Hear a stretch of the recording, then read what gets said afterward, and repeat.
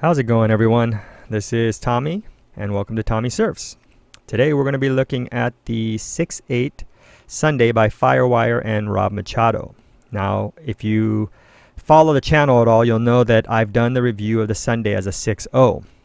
And specifically as a 6/8, I would consider this a mid-length officially. This specific board is 6/8 by 21 by 3 inches. Comes in at 48 liters. Now, in this particular board, I wrote it as a twin and also as a single with side bites. Okay, and I'll try to note where that changes. But in the beginning here, I'm mostly writing it as a twin.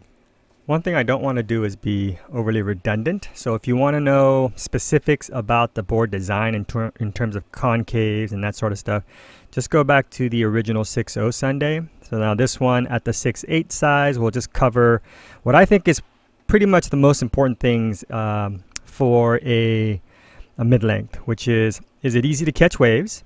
And as you can see, definitely easy.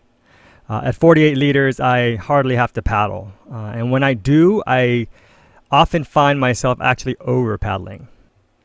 So apologies for the dub, but the original explanation didn't make sense to me after listening to it, so I'm going to try it again.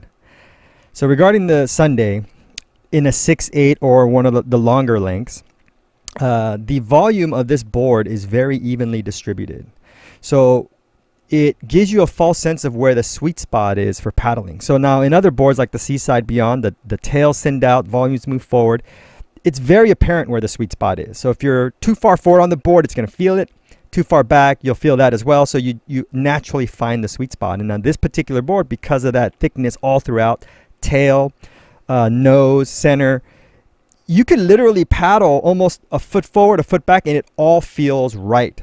But the problem is, because of the volume in the back and the longer lengths, when a wave comes, it lifts the tail and wants to launch you forward. And so gravity takes over and wants to launch. And if you're a little bit too far forward, you end up digging the nose. Now, I considered over paddling because that's not a problem if you're just going to pop up. Okay, but what ends up happening is obviously we're always going to try to paddle for waves, and you take too many strokes, you're actually now accelerating the speed of the board and pushing that nose right in. I hope that's making sense.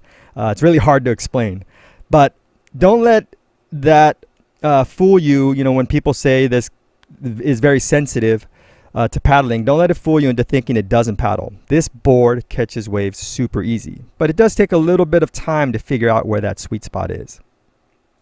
So now these next few waves are just examples of how easy it is to catch a wave on this board. Most of my paddling happened to get into position, but to actually catch the wave, I let the tail just get lifted by the wave, and it kind of wants to push you forward. And so here, 2 strokes. I think most of these waves are probably 2 strokes or less. I'm paddling here in earnest to get to position, but once I'm actually on the vertical, 2 strokes. If I had taken one more stroke, I think my nose would have went in.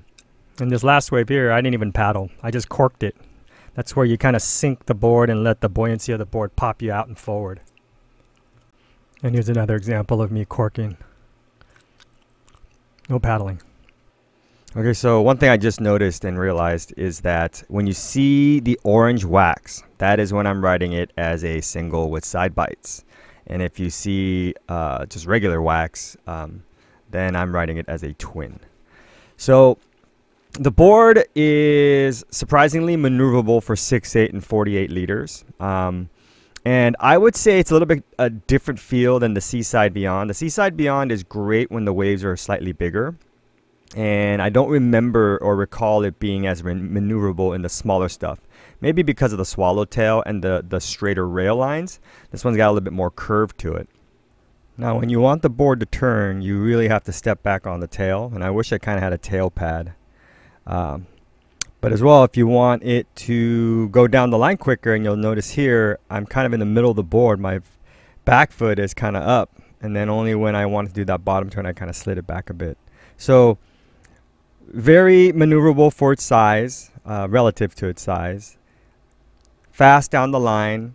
All around, it's a really good board. And, you know, based on the fin configuration, you can kind of just tweak the way it feels. So super happy with it. It was kind of a gamble to go with a 6.8 when I already had the 6.0, and I love the 6.0. But I also now love the 6.8. But I know my brother would get more out of it, and so I let him have it, and he's going to use it. And the good thing is I get to keep it in the family, right? So I get to ride it whenever there are waves and whenever I'm in the mood for it. Now, another interesting thing about this board and how big it is, I was surprised how well it went backside. So even on this little tiny wave, I managed to get 3 turns, and that last one I thought was pretty steep for the small size wave and how big the board was. It was just very surprising. And as you can see, the board works very well in small waves. And because it's a 6.8, the cool part is I get to kind of play around with it. Just standing there doesn't seem awkward. Doing little things like cheater fives or squatting down and making the wave look bigger than it is. None of that feels awkward. It almost feels natural, and it's just really, really fun. And I think it's a great board for intermediates because it's very forgiving. And the board is also good for someone that is more slightly advanced because it gives you a little bit more versatility and the ability to kind of just surf out of the norm, right? And a lot of times that's what you need. You want to change things up and just have a good time, and this board is all about good times. So this last little bit here, I just wanted to show you how easy it is to get into waves. That's my buddy on a 37-liter Seaside that was paddling next to me. I was further out and I already had the wave and I wasn't even paddling. And he, you know, had to kind of paddle in earnest just to catch it. So hope you guys liked the video. Again, I just wanted to keep this one a little bit shorter with the talking, and then the rest of this video, because I have quite a bit of footage, I'm going to let it play out with some music. But like, subscribe if you haven't already done so, comment below. I think the 6.8, it's a great alternative to what everyone's kind of going for. You know, I would love to try the CI mid, but just can't afford it at the moment. And I would love to try the smooth operator, but again, just funds are pretty short, so I got to milk the Sunday for a little bit, and hopefully I'll just put up a couple more how-to videos until I can get rid of some boards. All right, have a good one, guys.